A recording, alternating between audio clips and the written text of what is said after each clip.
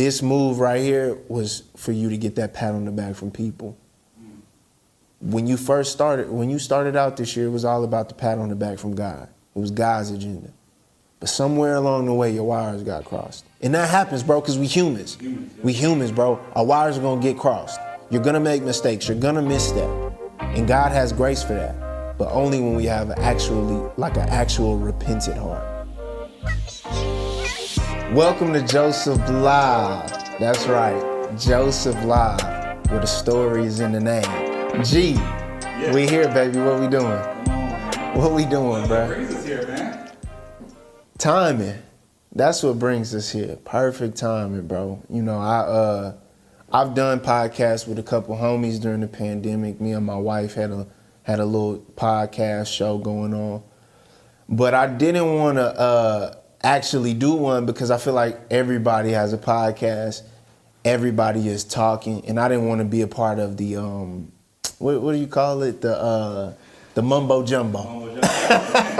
I didn't want to be a part of the mumbo jumbo, bro. I wanted whatever I had to say to be of value to people, and I didn't just want to be talking and reacting to conversation. I wanted to push the conversation rather than react to it, and I just feel like that's kind of where the space we in with media is very reactive, and not many people are leading the conversation. So I felt like I could help with that. You know, I could help have some positive, progressing, deep, fun conversations. You know what I'm saying? Like, you brought this idea to me back in the summer, and I was like, absolutely not.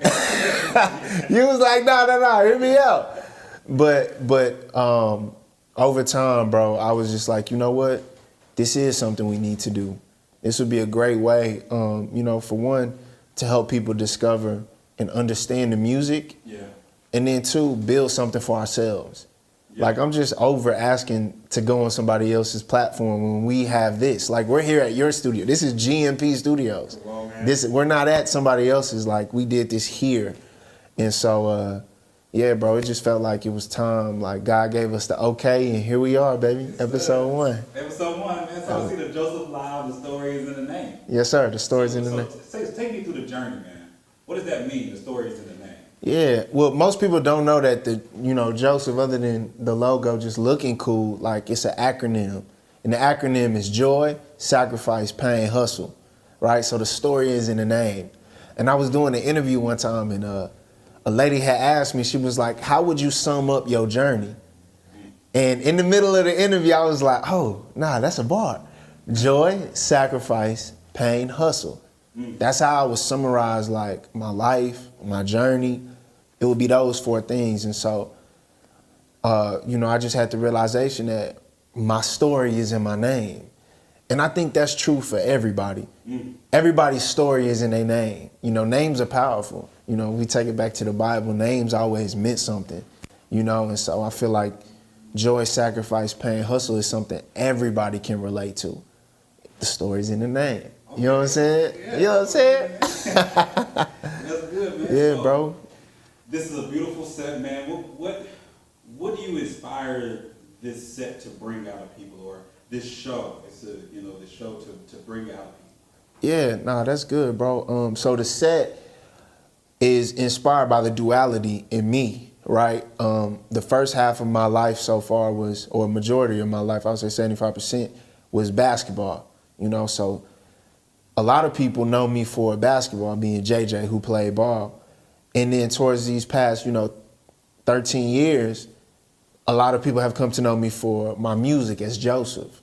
And so the set represents duality. You know, the painting over there, that's a Mikey Yates painting, who is somebody I started my music journey with, and he's a big time painter now. So that is worth, you know what I'm saying, quite a nice little, you know what I'm saying, amount of zeros. And then this jersey, obviously you see the home team, and then it's just representing my basketball career as well as in the video. You know, music and ball, like, they've always gone together. And so this set is a duality of who I am. And, just continuing to build on that. And then what do I expect people to get from here? What I expect to have powerful conversations. meaningful conversations, you know, with people that I care about, that I rock with.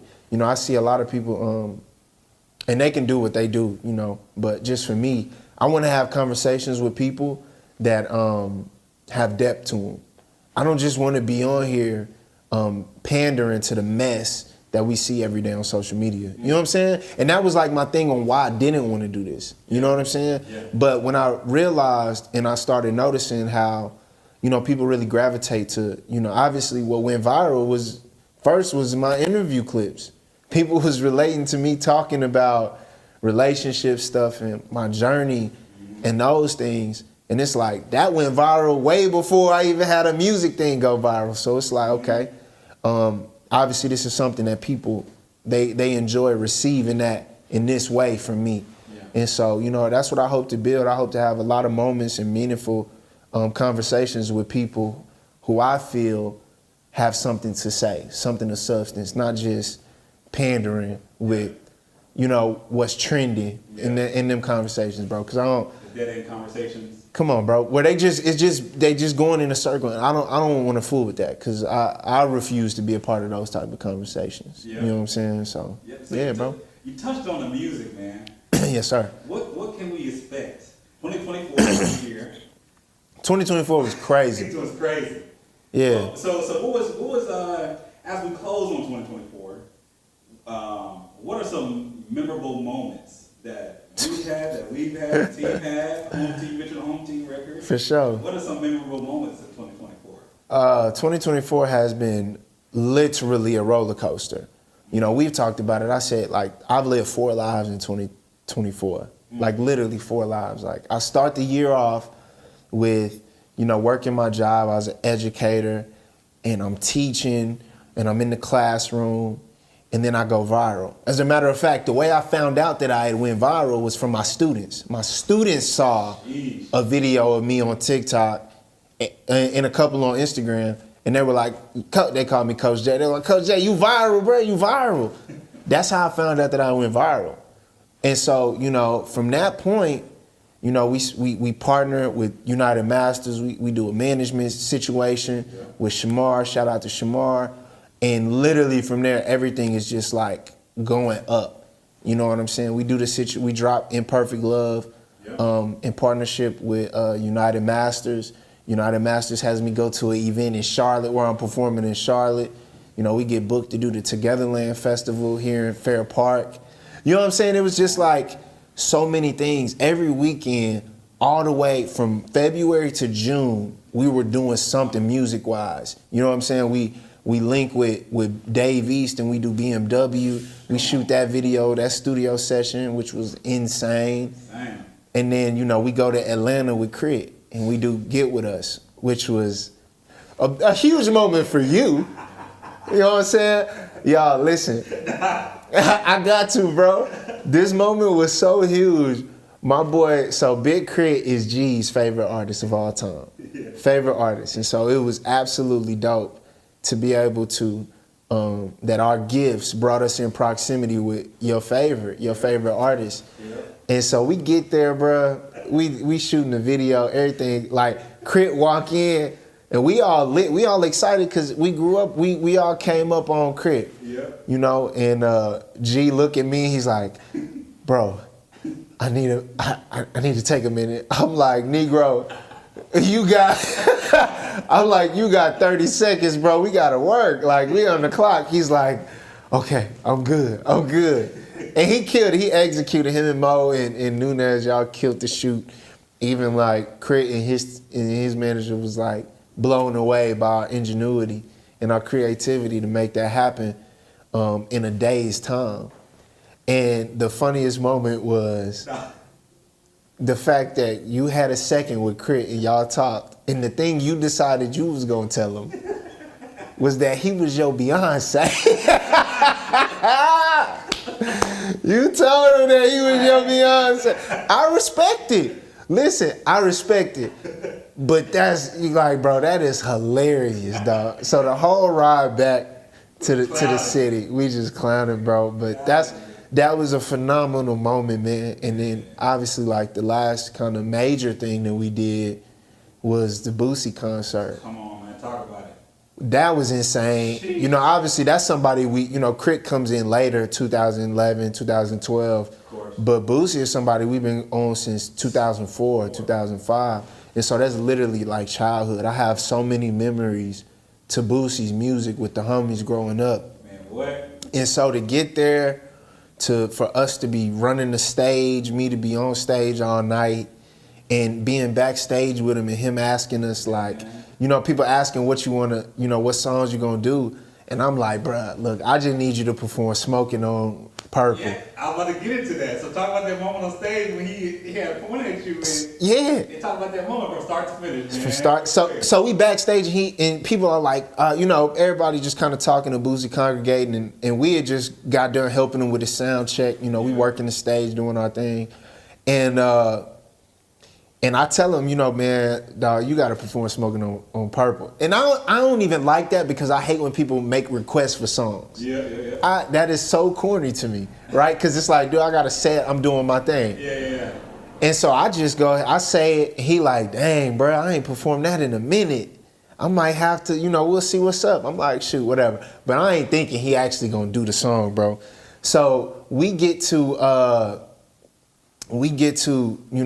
the stage and he's performing, he going crazy. There's 5,000 people in there in West Texas. And y'all forgive us, we getting our tech right. This episode one.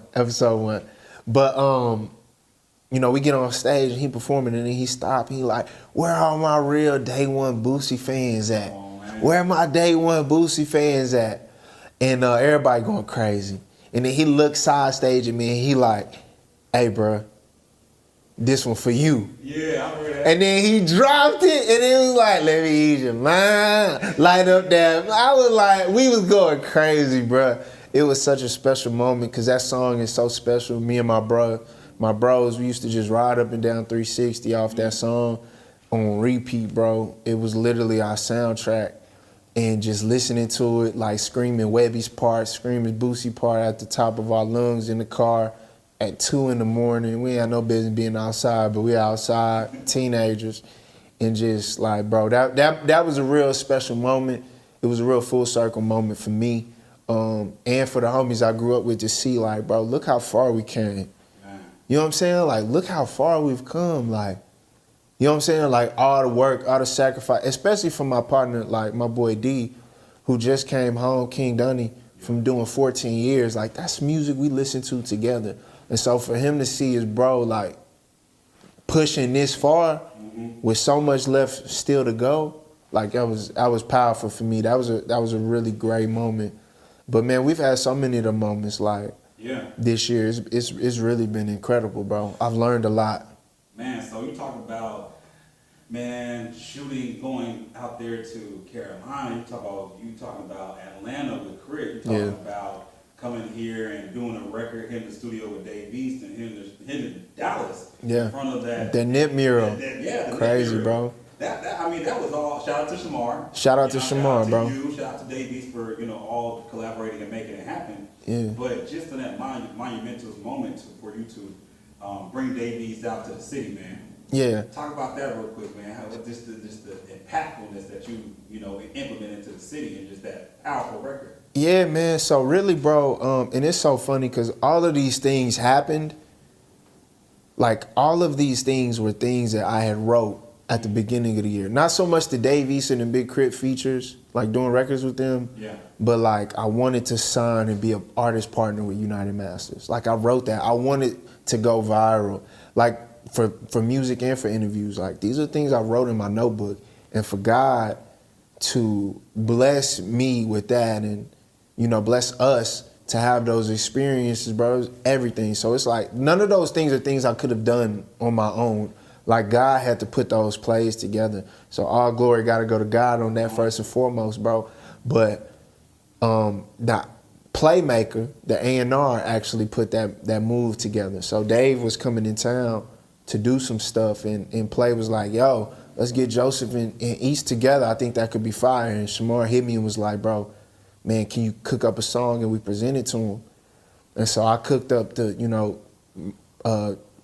cooked up BMW. My boy Coach Chuck sent the beat, made the beat, and I just had kind of been sitting on it. But when when I heard it, I was like, oh yeah, I gotta cook to this one. This would be crazy. And so boom, we cook it. We present it to him. He loved the record. He loved the record. He like, let's do it.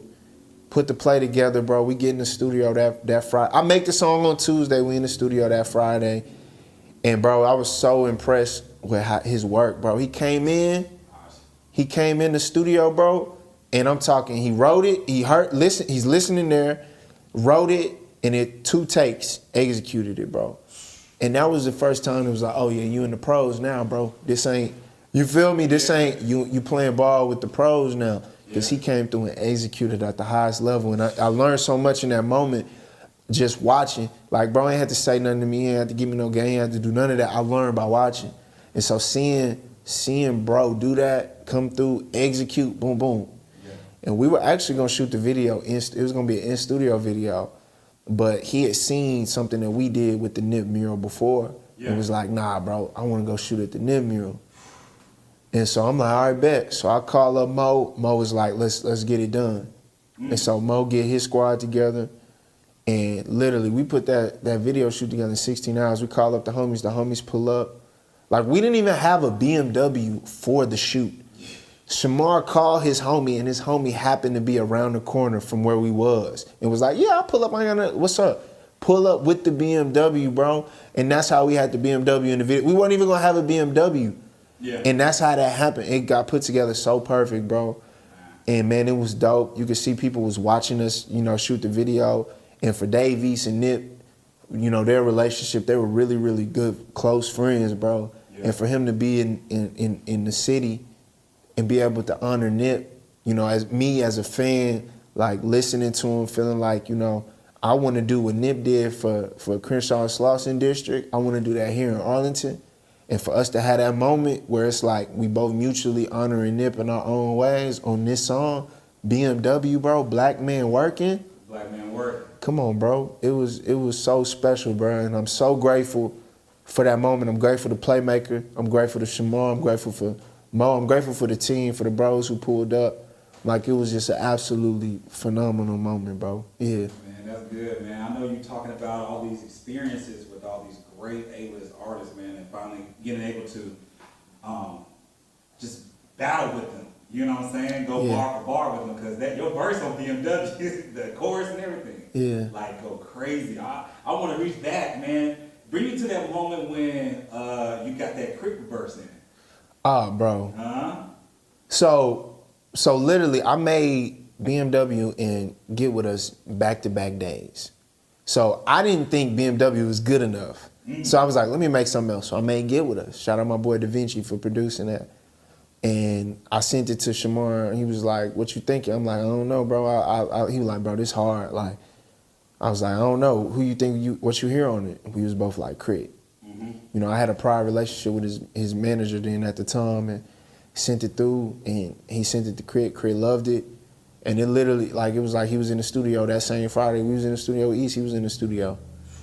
And then he cooked it up and went absolutely bananas, bro. And it was just like, to be on there and like get to spar with 2 of the best from this generation, like, these not, you know what I'm saying? These is 10-year plus tenured artists, bro. And to be able to have that moment where I get to go with an East Coast artist and a down South artist and get the nod, get the salute as an MC, come on, bro. That was a blessing, bro. Like, it affirmed what I knew already about myself. Like, okay, I can compete.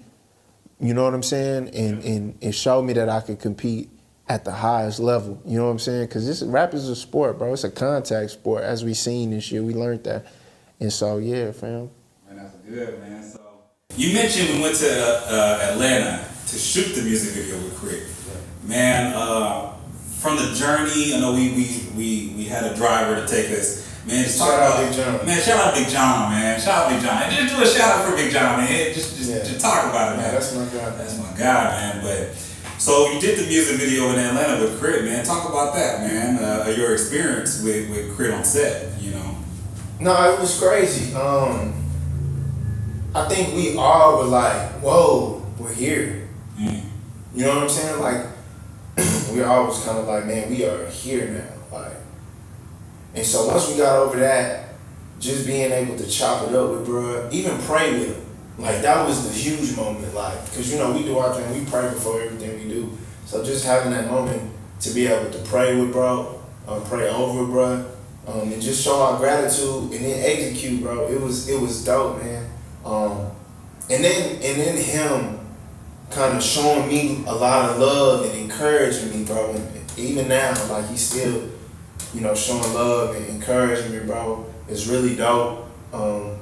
To build a relationship with somebody who you looked up to, bro, who you studied. Like I told him, I'm like, bro, like, your beat making videos is why I started making beats. Like watching him make beats on, you know what I'm saying, on his Live from the Underground album, showed me that I could make the beats, I could mix the songs, I could do all of those things. Like I got that from watching Crit do it. You know, if he don't put that out that video, I'm not sure we're here today. You see what I'm saying? That type of stuff. And so being able to tell bro that was dope, and just him showing me love and saying like, you know, my sword is sharp. It's great, bro. It kind of affirmed all the things that I thought I knew about me. You know what I'm saying? Which that in and of itself is a whole nother conversation, because that's a real slippery slope and looking for affirmation from people. Mm-hmm. But you know what I'm saying? It was dope to get that from somebody that, you know, you came up watching, you know, studying something. Man. So as we close on 2024, man, all these great momentous years, man, what has 2024 taught you mentally? Mentally, I think the biggest thing it taught me mentally was to trust and stick with the plan you started with. I feel like, and it's just me being transparent, one of the missteps, if we can consider them missteps, was I started adjusting on the fly because of all the things that were happening so fast. You know, all the opportunities that was coming at us. Mm-hmm. I started adjusting when, like, looking back, I probably should have just been like, hey, let's stay the course on what we were originally gonna do, because that's what got us here. And so we kind of went. It's like in basketball, right? Mm. You have a game plan, and you come out and you hit a couple threes, but the game plan wasn't to shoot a bunch of threes. But because you hit some, you keep shooting them, right? Yeah. And then you get out of the game plan. I feel like that kind of happened to us a little bit. So mentally, it would be to stick to the game plan and trust the game plan. You know what I'm saying? That was a game plan like I prayed about. You know what I'm saying? We worked towards, we sowed seeds towards, and I felt like, you know, we went away from that a little bit. So yeah, that's what I would say mentally. What has 24 taught you emotionally? Emotionally. Whew, that's a good one, bro. You got me thinking, what has 2024 taught me emotionally? I think what this year has taught me is to get out of my feelings. Like I learned that everything ain't personal. Everything isn't personal. But because I'm such a empath and I love people, bro, I have deep friendships with people and deep relationships with people. I don't know how to be surface with people, right? And being in the industry is very surface. It's not for everybody who you meet is not in it to be with you for the long haul. And that's okay. That's okay. Yeah. But for me, I had to learn that emotionally, like, because I don't know how to, hey, I'm a halfway love you. I don't know how to do that. I know how to love, like, that's just what I'm going to do, bro. I'm going to love you and I'm going to treat you like family. And everybody who be around me know that, like, it's family with me. I'm going to pray with you. I'm going to laugh with you. I'm going to do all the stuff, bro. But it taught me, like, everything ain't personal. Some things is just what they are. And that's okay. Everything has its purpose. You know what I'm saying? Man, I'm even touching on that, man. I also want to add, on that note, you know, what has 2024 taught you spiritually? 2024 taught me spiritually how I still had a lot of selfish ambition in me. it showed me that. It showed me, like I did this study the past couple months. I've been studying David and Saul, right?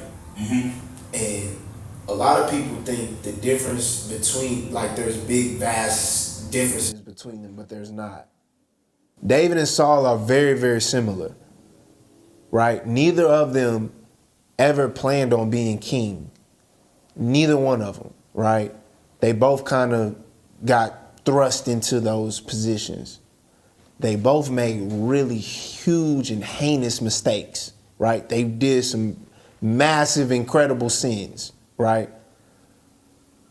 But the difference between them is David, because he had a personal relationship with God prior to becoming king, had a heart of repentance. Saul never had a personal relationship with God. And so he never had a heart of repentance. He only cared about what people thought of him. David only cared about what God thought about him. And so I wrestled with that spiritually, like,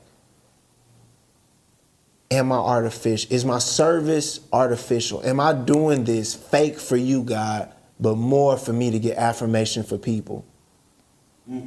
Or is this really an offering of gratitude for God giving me these gifts that I'm giving it back to him in service? Or is my service artificial? And so I really had to like unpack that within myself. I'm like, bro, this is like, no, this move right here was for you to get that pat on the back from people. When you started out this year, it was all about the pat on the back from God. It was God's agenda. But somewhere along the way, your wires got crossed. And that happens, bro, because we humans. We humans, bro. Our wires are going to get crossed. You're going to make mistakes. You're going to misstep.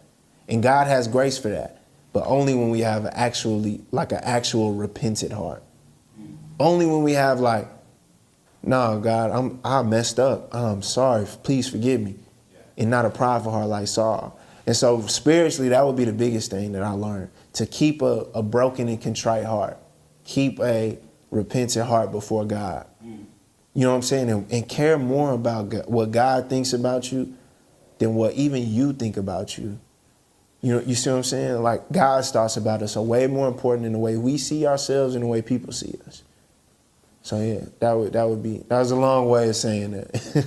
Man, that's good, man. Touching on kind of repentance and what God has for you, that journey, man. On this journey, man.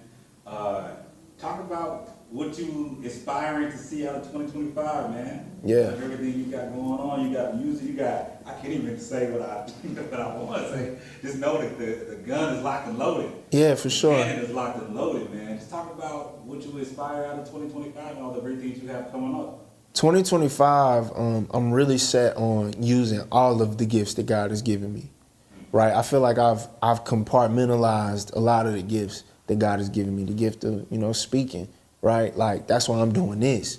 Like, who am I to say, who is the clay to tell the potter what he wants to become?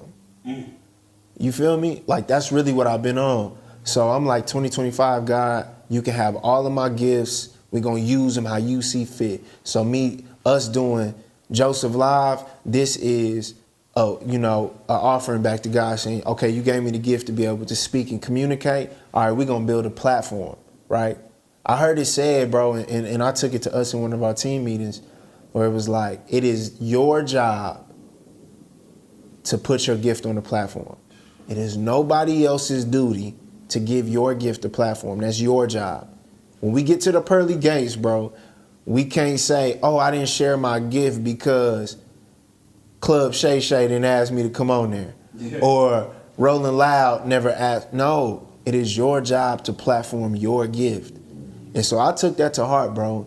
And that's why we're here doing Joseph Live. So 2025, I'm not holding back no more. Like, I have a huge plan on, like, as far as releasing music, like, I haven't released the album since 2020. Yeah. You know what I'm saying? Like, I haven't released since a solo album, at least. Shout out to the home team. Man. But I haven't released a solo album since Focus Your Aim, Empty the Clip. And so this year, like, I'm literally going to empty the clip. You know what I'm saying? I want to air out the hard drive of all these projects that I've I've worked on and been holding on, waiting for the right time. Well, the time is now. Because I don't know if tomorrow is promised. So the time is now. So I'm releasing a lot of music, albums, projects. You know, we got Joseph Live, we got live performances, we got special events, merch. I'm the worst at holding on to merch. Y'all see us in different merch items, and I never release it or put it up for sale. Yeah. Out of fear of like, man, don't nobody want to buy this. But then everybody compliment me on it or compliment us when they see us. So, you know, this is the year of me releasing. I'm not holding on to things as much this year, bro. Man, that's good, man. That's good. So, what can we expect out of this Joseph Live show? Yeah, I mean, just great conversations, bro. Impactful conversations. I want people to watch this and be able to take something away from it and be inspired. That's my whole thing for real. Like, to be inspired and to feel seen, bro. Like, we all are going through a bunch of different things. We're all going through joy. We're all going through sacrifice. We're all going through pain, and we're all trying to hustle. And I want people to feel seen and feel heard and feel understood when they watch this show. Be inspired. And ultimately, like, just know that, like, what God has for you, it's not done. It's not over. You know what I'm saying? I'm speaking to people like me, bro. I'm speaking to people just like me who trying to figure it out, who trying to do the best they can every day to be everything that, you know, they feel they can be. That's what this show is for. So lastly, man, who would you like to have in that seat? Who would I like to be on Joseph Live? I mean, honestly, I haven't even thought about that because I'm so concerned with the conversations with people like you know, Swerve, like the people who are close to me. You know, to be honest, I'm off platforming like celebrities. I'm not really on that. I'm not chasing to get some big name in this seat. I want people who have meaningful stories that matter, that are going to be impactful. You know what I'm saying? Like, and I won't give too much away, but it's somebody, a mentor of mine, who I want to put in this seat because he was around, like he was a youngin' growing up around Dr. King. Like his perspective on sacrificing for the greater good is different than ours. You know what I'm saying? And so that's a conversation that needs to be had. I got a homie who a GD who about to get his doctorate from Chicago. And he looked like one of the, he looked like, you know what I'm saying? But he made it out. He's about to get his doctorate degree, bro. Like, those are the type of people I want to have conversations with. You know, just impactful conversations with impactful people, outliers. You know what I'm saying? So you're sitting on, can I say it? You're sitting on two, yeah, come on. You're sitting on 2 projects. I'm sitting on 2 projects. Sitting on Joseph Live EP, yeah, LP. Yeah, Joseph LP, yep. In Dream City. In Dream City LP. How long has you been sitting on Dream City? I've been sitting on Dream City LP since 2020. I actually made that project before Focus Your Aim. So the bulk, like about 80% of it was done before I made Focus Your Aim, Empty the Clip. And then this Joseph project is a compilation of songs that I've kind of done mixed with some songs that I recently did. So some of the songs on Joseph LP are from 2018. But they resonate now to me. You know what I'm saying? Yeah. Like, I'm big on timing. And I feel like now is the time for some of these songs to, you know, to be given to people. You know, like I said, it's the year of me releasing, bro. It's the year of release. Yeah. That's releasing like, ooh, man, that's powerful. It's the year of release. I just caught the, hey, you don't feel me? You know what I'm saying? But this the year of release, bro. This is the year of releasing old mindsets, releasing, you feel me? Releasing old ways, old habits, releasing so that way I can receive what's new. You know what I'm saying? So releasing these projects and receiving what's new, bro. Yeah. So you touched on the merch, man. Are we going to be seeing any new brand of merch coming up? Yeah. New projects and stuff? Yeah, bro. We've been working on a lot of merch. So it's a lot of merch on the way. You know, we always say that, but it's going to go in accompaniment with the music. You know, the merch and the music go hand in hand. It's part of the storytelling. So it'll go hand in hand. When the music starts dropping, the merch will come out. And I promise this time. That's good. That's good. Yeah, bro. Come on, man. Episode 1. Episode 1. Joseph Live. Man, we appreciate y'all for watching. Make sure y'all like, comment, subscribe, do all the things. And we'll see you next time here on Joseph Live, where the story is the name. Let's get it.